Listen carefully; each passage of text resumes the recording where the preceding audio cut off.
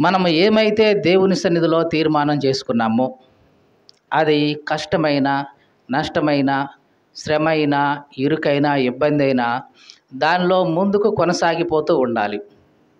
మనం ముందుకు కొనసాగిపోతూ ఉంటే దేవుడు ఆశ్చర్యకరంగా మనకు సహాయం చేస్తూ ఉంటాడు. ఏమంటున్నాం?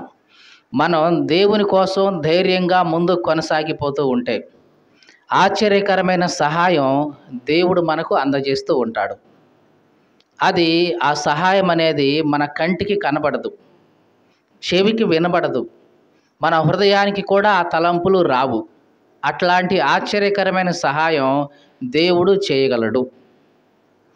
దేవుడున్నాడు, ఇది మా ధైర్యం. విశ్వాసంతో మేము ముందుకు అడిగేస్తాం.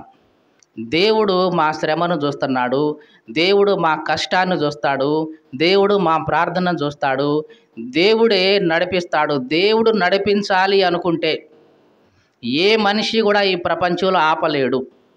అవసరమైతే వేరే ప్రాంతాల నుంచి తీసుకొచ్చి దేవుడి స్థలాన్ని నింపగలడు. He can do everything. Almighty God, బలవంతుడైన దేవుడైన, సర్వశక్తుడైన దేవుడైన ఆయన చేయాలి అనుకుంటే ఏదైనా చేయగలడు.